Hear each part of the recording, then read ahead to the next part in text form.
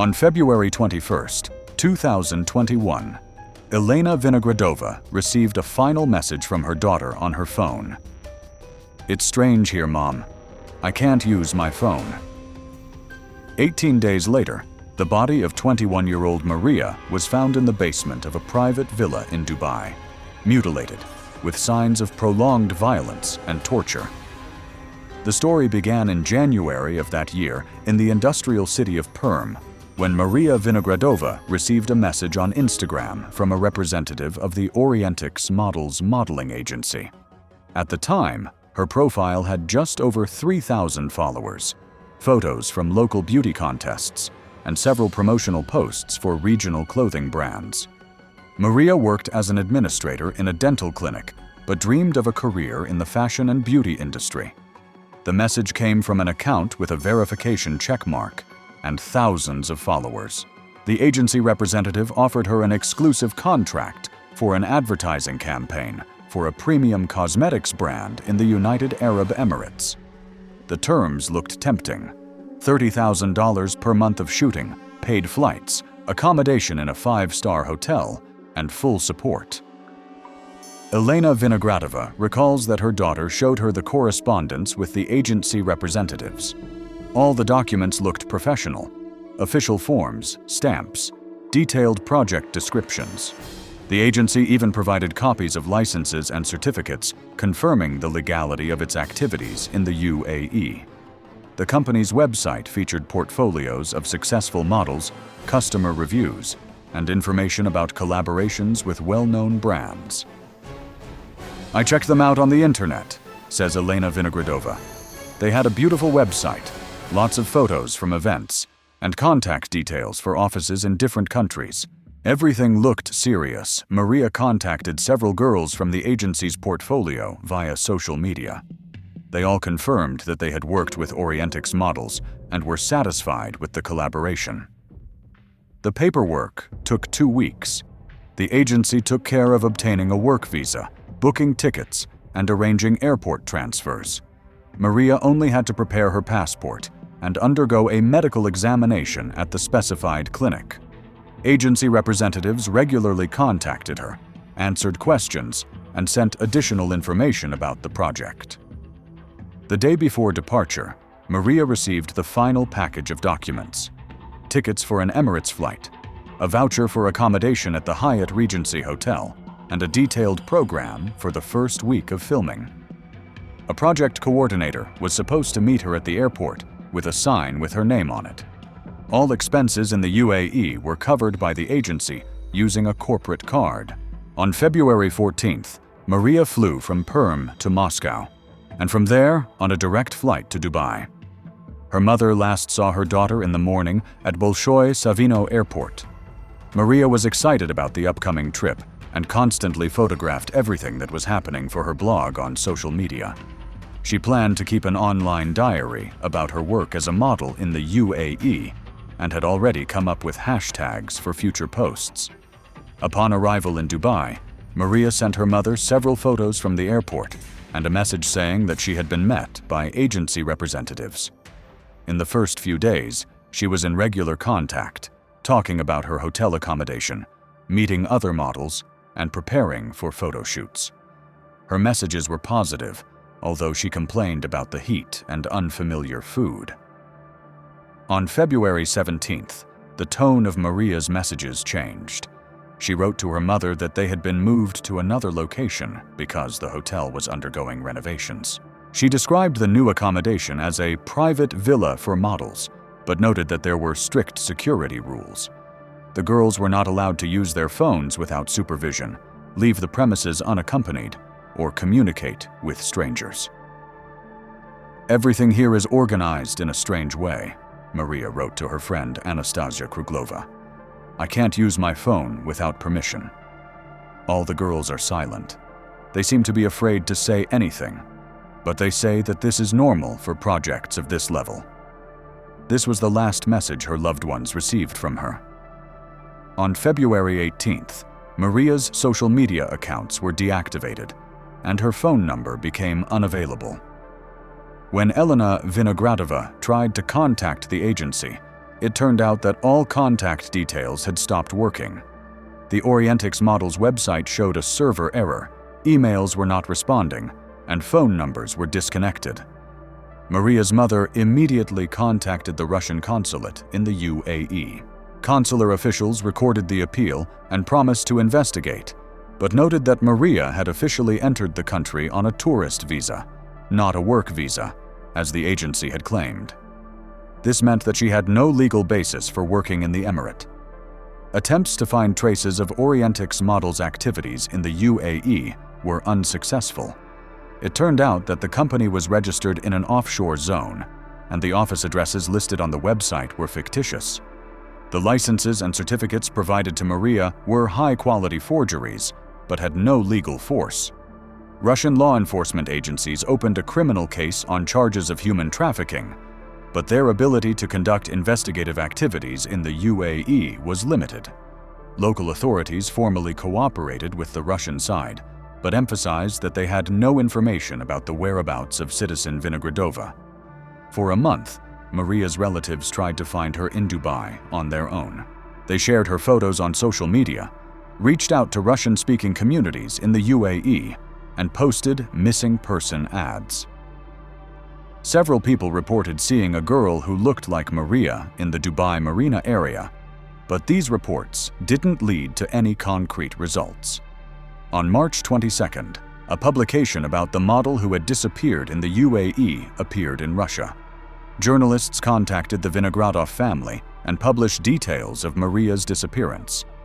The article was widely circulated on social media, but there was no official response from the UAE authorities. A breakthrough in the case came on March 31st, when videos appeared on the dark web that changed the course of the investigation. An anonymous user under the pseudonym Venger posted an archive of video files on a closed forum marked for unpaid fees. The recordings were made with hidden cameras in a private club for wealthy clients, located on the 57th floor of the Al Fatan Tower in Dubai. The video showed a room with transparent walls resembling a display window. Inside was a completely naked woman with a shaved head, chained by the neck to the wall with a metal chain. The girl hardly moved, her body covered with bruises and marks from electric shocks. Behind the glass walls, men in expensive suits sat with glasses of champagne, watching the proceedings as if it were a theatrical performance. The recording lasted several hours and showed the systematic abuse of the captive. Masked men entered the room and subjected the woman to various forms of physical and sexual violence.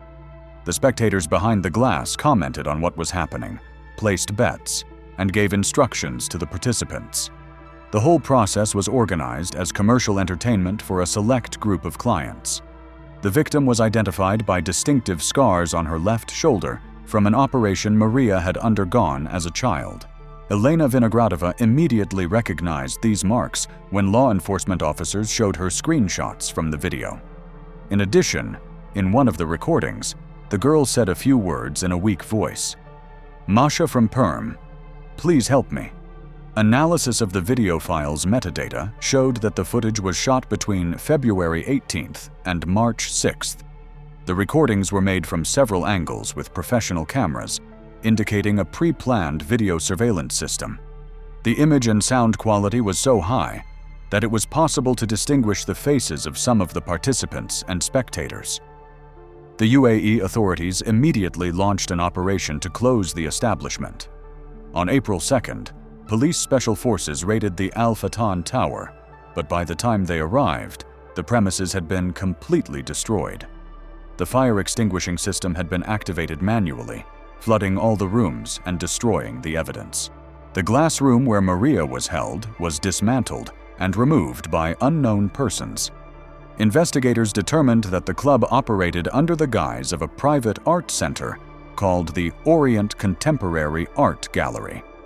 Officially, the establishment positioned itself as a venue for exclusive exhibitions and cultural events. Membership in the club cost $500,000 per year, and a single visit to a special show cost $50,000 per person. The investigation revealed that the club was backed by a network of influential businessmen and officials from various Middle Eastern countries. The main organizer was Saudi Arabian citizen Faisal al-Hazrani, owner of the Support Young Artists Charitable Foundation. The foundation was officially involved in financing talented young people from developing countries, but in fact, served as a cover for human trafficking. Al-Hazrani had extensive connections in diplomatic circles and was considered a respectable philanthropist. His foundation financed several prestigious cultural projects in Europe and America, which gave him a positive reputation in international circles. At the same time, he oversaw a network of front modeling agencies in Eastern European countries. An analysis of the financial flows of Al-Hazrani's foundation revealed suspicious transfers to accounts in various jurisdictions. Over the past 3 years, more than $20 million has passed through companies under his control, the sources of which could not be established. A significant portion of the funds was transferred through cryptocurrency exchanges and offshore banks. The investigation established that the Orientix Models modeling agency was one of many projects run by the criminal network. Over the past 2 years, similar agencies have operated under the names Vostok Talents, Premium Models Dubai, and Arab Dream Casting. All of them used the same schemes to attract girls and disappeared after recruiting another group of victims. Russian law enforcement agencies found that at least 12 girls from Russia, Ukraine, Belarus, and Moldova disappeared after signing contracts with these agencies. All of the victims were between the ages of 18 and 25, were attractive, and were active on social media. Their last messages to their relatives were very similar to what Maria wrote. An examination of social media correspondence revealed that the criminals had carefully studied the profiles of potential victims. They selected girls from small towns who had no serious experience in the modeling business, but dreamed of a career. Particular attention was paid to those who posted photos in swimsuits or revealing clothing. Recruiters created fake accounts of successful models who supposedly worked with the agency and recommended its services. These profiles contained professional photos, reviews of their work, and demonstrations of a luxurious lifestyle. Girls who received offers from the agency saw these accounts as confirmation of the company's reliability. Technical analysis of the fake agency's websites revealed that they were all created on the same hosting platform and used similar design templates. The domains were registered to front men through anonymous registrars, making it difficult to identify the real owners. After each operation, the websites were deleted and the associated social media accounts were deactivated. Analysis of video recordings from the club made it possible to identify several regular visitors. Among them were businessmen from Saudi Arabia, Qatar, and Kuwait, as well as citizens of European countries working in the oil industry. All of them had high incomes and influential connections in their countries. The club's operating system required strict confidentiality and mutual responsibility among its members. Each new member underwent a thorough background check and paid a large sum of money as a guarantee of non-disclosure. Video recordings of all events were stored in encrypted form and could be used as compromising evidence against the participants. The victims were held in the basements of several villas in the prestigious Dubai Marina area. The buildings were rented through front companies for short periods, which allowed the locations where the people were held to be changed frequently. The girls were transported in minibuses with tinted windows during hours of minimal traffic. Medical examinations showed that the victims were systematically pumped with drugs to suppress their will to resist. Drugs were used that caused disorientation and amnesia, making it difficult for them to remember the details of what was happening or their location. The doses were constantly increased, leading to serious health problems. On March 6th, Maria Vinogradova died of internal bleeding and dehydration in one of the basement rooms of a rented villa in the Dubai Marina area. According to the medical examination, death was caused by multiple internal injuries sustained during systematic abuse. The body was discovered by investigators only 3 weeks after the girl's death. The criminals tried to cover up the traces of the murder using a mobile cremation oven which they installed in the basement of the same villa. The equipment was custom-made and allowed for the complete destruction of human remains without leaving any traces. The furnace ran on liquid fuel and did not require connection to city utilities, making it virtually invisible to regulatory authorities. Traces of the cremation furnace's use were discovered during a search of the villa on Al Barcha Street. Several rooms for holding victims were equipped in the basement, which covered an area of about 100 square meters. The walls were soundproofed with special materials, and the ventilation system operated independently of the main building. Traces of blood and other biological materials remained on the floor. An examination showed that at least 5 people were held in this room at the same time. Personal belongings belonging to missing girls from different countries were found in different rooms. Among them was an engraved bracelet, which relatives identified as belonging to Maria Vinogradova. Documents belonging to 4 other girls from Russia and Ukraine were also found. The video surveillance system in the villa had been dismantled before the police arrived, but technical specialists recovered data from the damaged hard drives. The recording showed the moments when the victims were delivered, their detention in the basement rooms, and the subsequent removal of the bodies. The chronology of events made it possible to establish the exact dates of death of several missing girls. An analysis of telephone conversations recovered from mobile operators' servers showed active coordination between members of the criminal group. Between February and March, the number of calls between key figures increased several times over. Communication between Faisal al-Hazrani and local coordinators was particularly intense. The investigation established that the operation to destroy evidence began even before the videos appeared on the darknet. On March 28th, 3 days before the materials were published, a mass cleanup of all objects related to the network began. This indicates that the criminals had information about the impending data leak. The user Venger, who published the videos, turned out to be one of the club's regular customers. According to the investigation, his real name is Markus Schmidt, a German citizen who worked as the technical director of an oil company in Dubai. The motive for the publication was a conflict with the organizers over an unpaid amount of $200,000 for exclusive services. Schmidt secretly copied the videos from the club's servers over several months, planning to use them as insurance in case of a conflict with the organizers. When the club's management refused to pay him the promised amount for attracting new customers, he decided to take revenge by making the compromising material public. German authorities detained Schmidt at the request of Interpol, but he managed to destroy most of the evidence of his involvement in the crimes. Only copies of some video recordings and correspondence with the organizers of the network were found in his apartment in Hamburg. Schmidt partially admitted his guilt, but claimed that he was unaware of the coercive nature of the victims' participation in the show. Financial documents seized during a search of al-Hazrani's office revealed the extent of the criminal activity. Over 3 years, more than $50 million passed through the organization's accounts.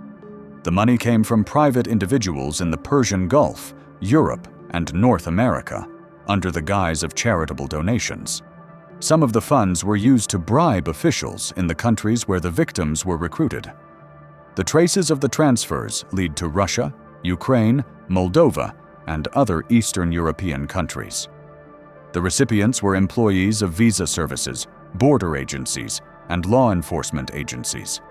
The bribes ranged from $5,000 to $50,000 per operation. The criminal network's scheme involved creating legal grounds for the victims to travel abroad. Front agencies prepared all the necessary documents, including work visas, medical certificates, and insurance policies. This allowed them to avoid suspicion from border services and consular officials. At airports, the victims were met by people with fake agency documents. They were immediately isolated from other passengers under the pretext of VIP service and taken to pre-prepared premises. From that moment on, the girls were completely under the control of the criminals and deprived of the opportunity to contact the outside world. The system of control over the victims included constant video surveillance, restricted access to means of communication, and threats of reprisals against relatives. The girls were shown photographs of their families and told the addresses of their loved ones. This created psychological pressure and forced the victims to obey the criminals' demands. Medical care for the victims was provided by bribed doctors who concealed the true causes of injuries and illnesses. At least 3 medical workers were involved in the network, receiving large sums of money for their silence. They provided the victims with the necessary medication and treated the consequences of violence without notifying the authorities. The investigation revealed links between the criminal network and similar organizations in other countries in the region. Similar clubs operated in Qatar, Kuwait, and Bahrain, using similar methods to recruit and hold victims. The total number of victims across the region may reach several hundred people. Documents from al-Hazrani's office contained plans to expand operations to Southeast Asia and Africa. The criminals explored opportunities to create new channels for supplying victims from the Philippines, Thailand, Kenya, and Nigeria. Particular attention was paid to regions with high levels of poverty and corruption. The clubs were equipped with state-of-the-art video recording and broadcasting equipment. Part of the show was broadcast in real time for customers who could not attend in person. The cost of viewing online was $10,000 per session, which brought the organizers additional income. Club customers received special catalogs with photos and descriptions of available victims. Each girl had a code name and a detailed file indicating her physical characteristics, nationality, and special skills. Customers could order individual sessions or participate in group events. The club's security system provided multi-level protection against possible information leaks. All participants signed non-disclosure agreements under threat of financial sanctions and physical violence. Clients underwent thorough background and financial checks before being admitted to events. Communication between network participants was carried out via encrypted messengers and closed forums on the darknet. Multi-level encryption and traffic anonymization systems were used, making it difficult for law enforcement agencies to track correspondence. Servers were located in jurisdictions with favorable legislation. Faisal al-Hazrani left the United Arab Emirates on a private jet 9 hours after the police raid on the Al Fatan Tower began. The plane took off from a private terminal at Dubai International Airport, bound for Riyadh, without filing an official flight plan. Air traffic control recorded the takeoff at 3:20 a.m. on April 4th, when investigators were just beginning to examine the burned-out premises of the club. Attempts to arrest the main organizer of the criminal network were unsuccessful due to his diplomatic status and influential connections in Saudi Arabia's ruling circles. Al-Hazrani held the position of advisor to the kingdom's Ministry of Culture and Sports, which gave him certain privileges when crossing borders. His passport contained special marks exempting him from standard inspection procedures. The Saudi authorities officially denied al-Hazrani's involvement in criminal activity, citing a lack of sufficient evidence. According to them, the charges against him are based on the testimony of unscrupulous witnesses and may be motivated by a desire to obtain compensation from the wealthy businessman. Requests for the suspect's extradition were rejected on the grounds of protecting the sovereignty of the state. Interpol has added Faisal al-Hazrani to its wanted persons database, but the search for him is complicated by the fact that he has several passports from different countries. In addition to Saudi citizenship, he has residency in Switzerland, an investment visa for Cyprus, and a diplomatic passport from one of the African countries. This allows him to move freely around the world, avoiding arrest. The assets of the Young Artists Support Fund were frozen in several jurisdictions, but most of the funds were transferred to offshore bank accounts before the investigation began.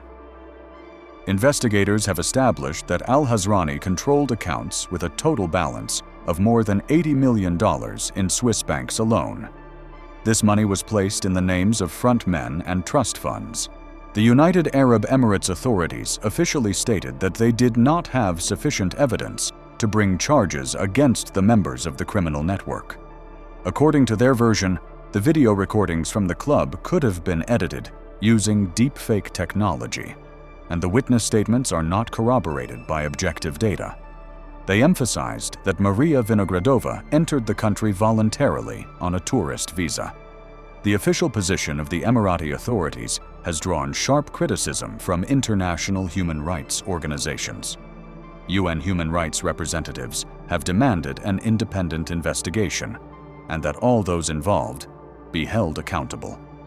The European Parliament has passed a resolution condemning human trafficking in the region and calling for economic sanctions against the UAE. Russian diplomats repeatedly appealed to the UAE authorities to provide full information about the circumstances of Maria Vinogradova's death. Consular officials were granted permission to meet with local investigators, but were denied access to the case files. The Emirati side cited the need to maintain the confidentiality of the investigation. The Vinogradov family appealed to the European Court of Human Rights, complaining about the inaction of the UAE authorities in investigating their daughter's murder. The applicants are demanding recognition of the violation of the right to life, the prohibition of torture, and the right to an effective investigation. The case may take several years to consider due to the complexity of international jurisdiction. German authorities sentenced Markus Schmidt to 8 years in prison for complicity in human trafficking and sexual coercion. The court found him guilty of financing criminal activities and receiving sexual services from victims of human trafficking. The sentence was the first real punishment for a member of an international network. Other clients of the club avoided criminal prosecution thanks to their influential connections and the lack of cooperation between law enforcement agencies in different countries. Several businessmen from the Persian Gulf countries voluntarily paid large sums to the victims' families in exchange for waiving their claims. Officially, these payments were recorded as charitable donations. Russian investigators are continuing their work on the human trafficking criminal case, but their options are limited by the UAE's refusal to provide the necessary materials. Over the 4 years of the investigation, the identities of several organizers and intermediaries have been established, but none of them have been brought to justice. The case is currently at the stage of an international search for suspects.